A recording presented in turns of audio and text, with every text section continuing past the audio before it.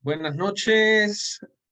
Aquí otro martes emocionados de tener la oportunidad de poder compartir un poco de Dios, de la Biblia. Eh, Siempre agradecidos también por ver las vistas en el video, en los videos. Y pues eso nos anima eh, a seguir adelante, seguir pensando en la iglesia, seguir pensando en el caminar diario de los cristianos. Así que bueno, aquí vamos hoy con una nueva enseñanza. Y quiero empezar con la palabra miserable. Es una palabra, pues, eh, fea, digamos, fuerte. eh, y, y uno se siente miserable por varios motivos, ¿verdad? Y uno se ve de repente miserable por varios motivos. Estábamos viendo una serie en Netflix con Majo de unos narcotraficantes y de repente los atraparon y, y se veían miserables, ¿verdad? Porque los habían atrapado. Y entonces, si no los hubieran atrapado, quizás no se habrían sentido miserables, pero se sentían miserables pues sí, porque estaban ahí ya descubiertos eh, y tenían todo, ¿verdad? Y de repente los atraparon. De repente uno se puede sentir miserable por cosas que uno no tiene: trabajo, dinero, posición, aceptación, reputación, fama, cosas que no he alcanzado. Incluso puede ser la opinión de otros que nos hace sentir miserables. Sin embargo, la palabra miserable la usa Pablo al final de Romanos 7 y dice que él se siente miserable y dice miserable de mí. Y la razón por la cual él se siente miserable es porque pecaba. Eso era, porque él encontró en su caminar que no podía dejar de pecar. Y de hecho, tan fuerte sentía eso y vivía eso que lo llama una ley, y lo llama la ley del pecado. Me hace lanzar una pregunta de un solo. ¿Qué me hace sentir miserable a mí? ¿Serán algunas cosas de las que mencioné ya? Quizás serán otras cosas. ¿Qué me hace sentir a mí de repente miserable? Y Pablo, al decir que él es miserable, al culminar ahí ese pasaje y decir que él es miserable, porque él encuentra esa ley del pecado en su ser, en su cuerpo, él nos enseña que lo más importante es no fallarle a Dios. Porque él se siente miserable porque le fallaba a Dios. Bueno, vivimos en un mundo donde esta ley del pecado no es la realidad más importante. De hecho, vivimos en un mundo que nos dice que el pecado no es el problema. O sea, para nada el pecado es el problema. Eh, el problema es otra cosa. El problema puede ser algún tipo de injusticia. El problema eh, pueden ser eh, los derechos, ¿verdad? Que no tengo mis derechos. Ese es el problema. El problema pueden ser mi pasado, ¿verdad? Es que hay un problema en tu pasado. No tiene nada que ver con las malas decisiones que haces, los pecados que cometes. El problema quizás es el Estado, es que no me han cuidado, no me han dado lo que yo necesito o lo que necesita la sociedad. O por otras corrientes, el problema es, por ejemplo, la indisciplina, ¿verdad? No hay disciplina para hacer ejercicio, no hay disciplina para estudiar, no hay disciplina para hacer una maestría, ¿verdad? No hay disciplina para hacer esa dieta. Pero el problema nunca es el pecado.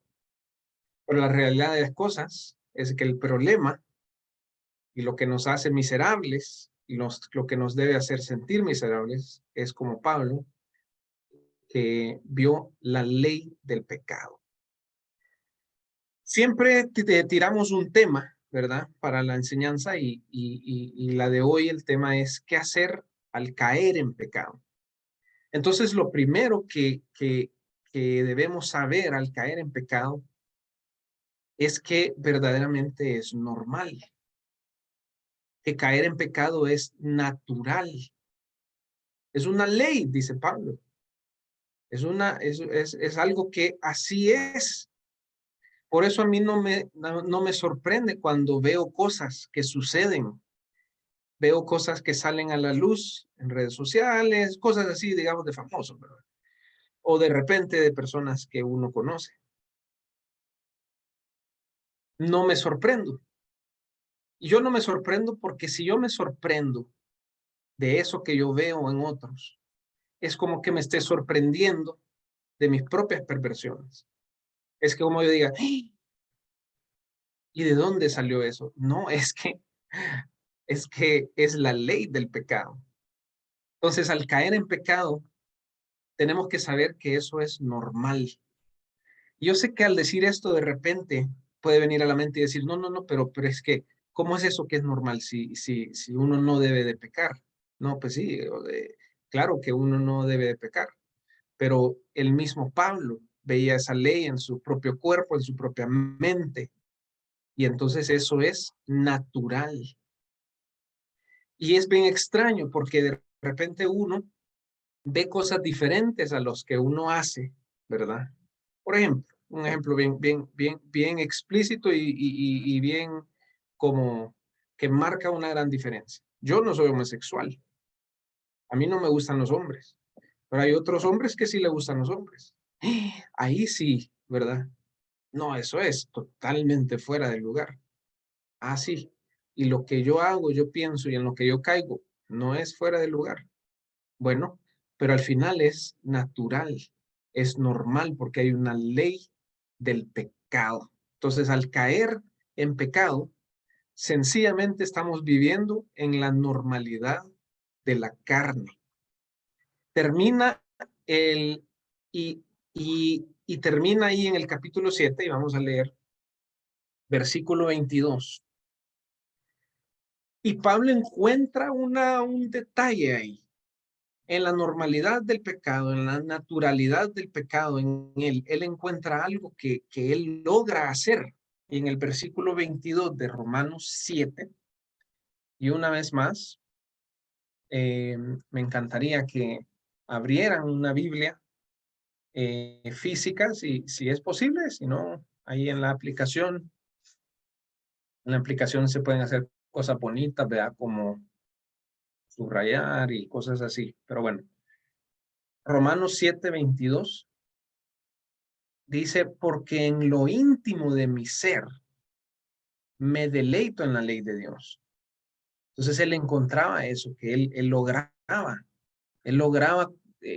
romper esa naturalidad, normalidad del pecado. Y lo repite en el versículo 25. En la NBI dice, en conclusión, con la mente yo me someto a Dios, a la ley de Dios, pero mi naturaleza pecaminosa está sujeta a la ley del pecado. Ahora, Pablo aquí digamos no el propósito, pero para la enseñanza de hoy, Pablo aquí nos da un reto, porque al ver la normalidad del pecado, uno dice, bueno, casi que dice, amén, ¿verdad? O sea, yo lo puedo ver en mi propio cuerpo, pero ¿podremos nosotros identificarnos con este versículo 22? En lo íntimo, dice la NMI, en lo íntimo, me deleito en la ley de Dios. ¿Será que yo puedo con sinceridad decir, hay algo adentro de mí donde de repente yo estoy con la ley de Dios y yo me deleito. Yo me deleito. El Señor nos ayude, ¿verdad? A que eso sea una realidad. Entonces, número uno, al caer en pecado, saber que hay una normalidad en eso. Estás viviendo normal, estás viviendo normalmente en la carne. Está pasando algo natural en la vida del ser humano, que es pecar, que es pecar. Entra el capítulo 8, Pablo, entra el capítulo 8 y dice uno de los versículos más poderosos que podamos leer en la Biblia. Y dice algo bien sencillo, dice, por lo tanto, ya no hay ninguna condenación para los que están en Cristo Jesús. Fíjense que yo me he encontrado con la realidad de mi iglesia, que este es de los versículos más difíciles de creer. Es más fácil creer que el Señor creó los cielos y la tierra. O sea, es más fácil leer Génesis y decir, amén. O sea, y uno se asombra. Y es bien fácil leer que Satanás tiene cierto poder, pero que Jesús lo vence. Es hasta cierto punto fácil creer en eso. Y de repente uno lee, no hay condenación para los que están en Cristo Jesús, y cuesta creerlo. Cuesta verlo y decir, amén. No hay condenación para mí, que estoy en Cristo Jesús. Entonces, la segunda cosa al caer en pecado que debemos saber es que no hay condenación para los que están en Cristo Jesús. Y fíjense que aquí no hay peros. No hay ningún pero. Todas las veces que hemos caído en pecado, no hay condenación para los que están en Cristo Jesús. Dijimos que, o sacamos del final del capítulo 7 hay una normalidad, hay una naturalidad, que es pecar. Y el primer versículo del capítulo 8 no es normal. Esto rompe, es anormal. Si lo otro era natural, esto es sobrenatural. Que no hay condenación para los que están en Cristo Jesús. Porque no hay condenación para los que están en Cristo Jesús, no solo porque lo leemos en la Biblia, sino porque Jesús mismo fue a la cruz y sufrió y murió literal, ¿verdad? En esa cruz. Y en esa cruz sucedió algo, ¿ok? En un tiempo real, ¿verdad? En un día, un viernes real, a las 3 de la tarde, ¿ok? Sucedió algo real. Y es por eso que no hay condenación para los que están en Cristo Jesús. Es decir, esto no es una religiosidad, esto no es una creencia vacía.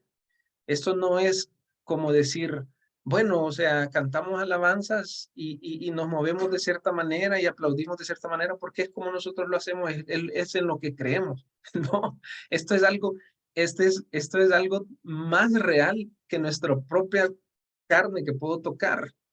Es más real que lo que yo puedo ver con mis propios ojos, que al tercer día resucitó y venció la muerte. Por lo tanto, no hay condenación para los que están en Cristo Jesús. Y lastimosamente es difícil creerlo. ¿Por qué? Porque estoy cayendo y porque estoy cayendo. Y digo, ¿y otra vez? ¿Y será que hay condenación? Bueno, Romanos 8:1 dice, no hay condenación para los que están en Cristo Jesús. Entonces, si la primera cosa es normal, que es pecar, la segunda cosa es anormal y es sobrenatural, y es que no hay condenación para los que están en Cristo Jesús. Ahora, el capítulo 8 es un capítulo larguísimo. Y así como en otras ocasiones, tanto Frank como yo hemos sugerido, aconsejado que se lea el capítulo, que se memorice el cierto versículo, cierto capítulo. Romanos 8 es uno de esos textos donde podemos ir a refugiarnos, donde sea que estemos. Estamos sintiendo miserables, deprimidos, paranoicos, cualquier cosa. Romanos 8 es un buen lugar Si estamos donde no sabemos, por ejemplo, digamos que nosotros estamos intentando leer la Biblia y vamos, ¿verdad? Vamos avanzando, estamos allá en los salmos, pero de repente estás en un lugar emocional o en un lugar de estrés o un lugar quizás del trabajo o cualquier cosa que te bota, te tira y pasan 2 días, 3 días y no logras leer. Romanos 8 es un buen lugar a donde ir a refugiarse y leer y llenarse de estas realidades espirituales. Y empieza diciendo, no hay condenación para los que están en Cristo Jesús. Así como dijo Fran la vez pasada, este versículo también es digno de memorizarse. Hay personas que se han memorizado capítulos completos. Yo escuché con mis propios oídos y vi con mis propios ojos a un pastor recitar todo el Evangelio de Marcos en un domingo en la mañana. Y uno iba leyendo y él decía, lean, agarren su Biblia y acompáñenme. Y yo estaba bien fascinado porque leía y decía, wow, o sea, va exactamente como lo estoy leyendo aquí. Quizás era la Reina Valera, seguro. Entonces, memorizar, buscar, leer, siempre es buena idea. Pero bueno, estaba diciendo que el capítulo es largo. Y cuando un capítulo es largo, significa que hay mucha información. Y el primer versículo de Romanos 8 que nos da un gran levantón, por decir así. Solo es el principio de un argumento y de una dinámica espiritual que nos presenta Pablo. Y la tercera cosa que yo quisiera que se quedaran en mente al caer en pecado es que hay una vida diferente a la vida que es estar cayendo en pecado. Y solo nos vamos a centrar en el versículo 5, Romanos 8:5. Dice, los que viven conforme a la naturaleza pecaminosa, fijan la mente en los deseos de tal naturaleza. A veces yo me sorprendo porque yo de repente deseo algo e incluso le digo a Dios, qué terrible, como yo deseo eso. De una manera como que, o sea, como que fuera la gran cosa y es algo pecaminoso. Y dice que los que viven conforme a la naturaleza pecaminosa fijan la mente en los deseos de tal naturaleza. Una vez más, es natural, es natural. Pero dice, en cambio, los que viven conforme al Espíritu fijan la mente en los deseos del Espíritu. Aquí se pueden decir muchas cosas y yo solo voy a decir una. Porque el punto aquí es hablar de qué hacer al caer en pecado. Esa es la dinámica de esta noche.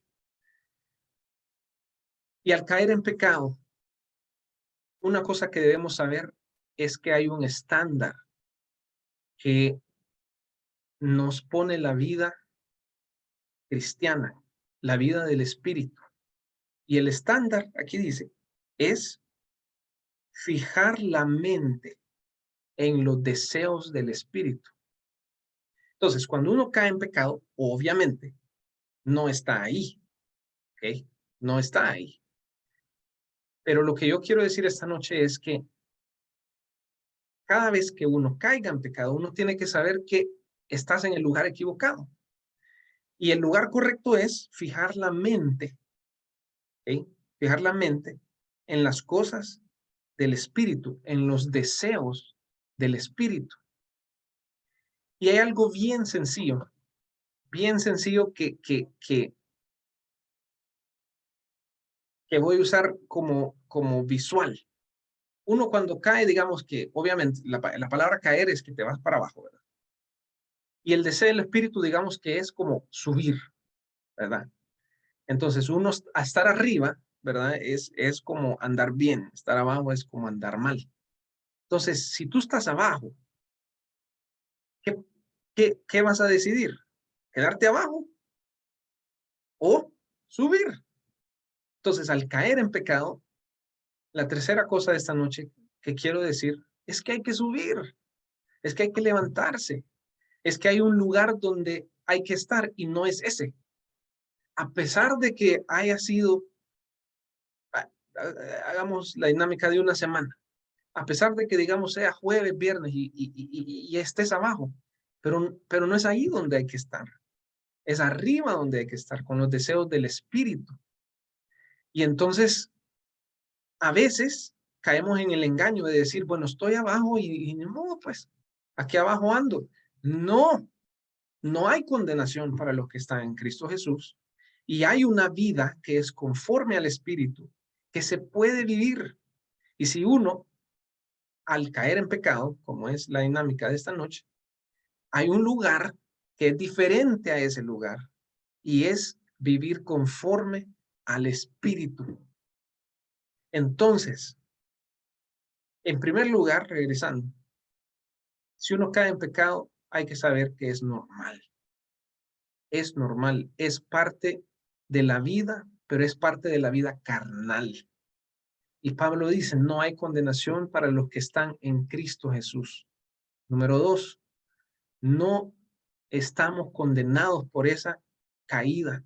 No estamos condenados por ese pecado, pero no estamos condenados porque hay una realidad en Jesús, hay una muerte, hay un sacrificio, hay realidades espirituales como el velo se rasgó, literal, ¿ok?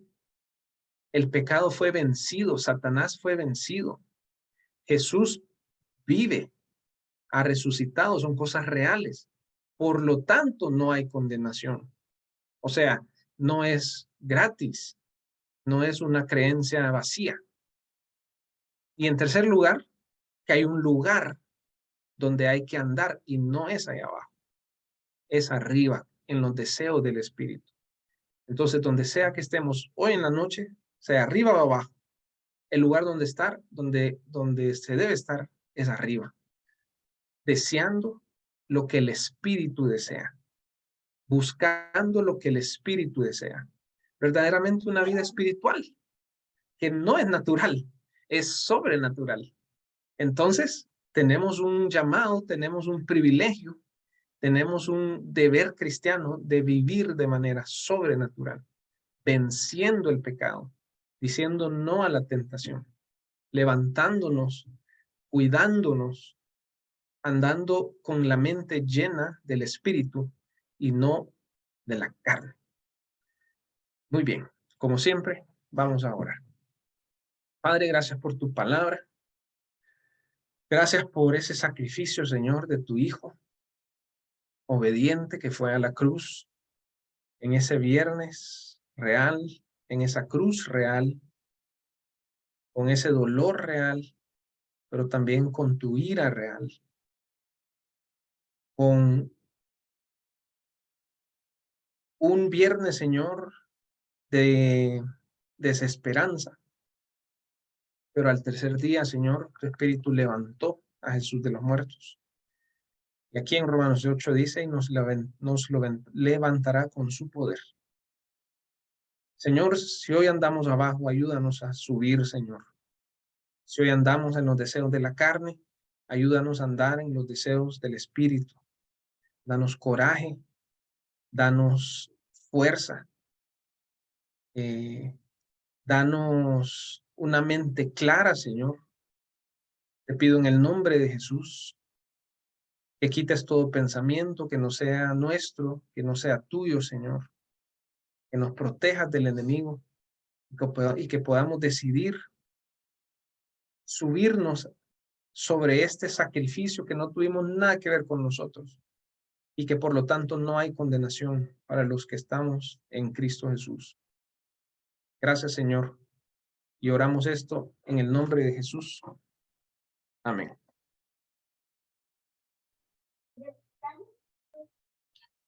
Gracias, Vic.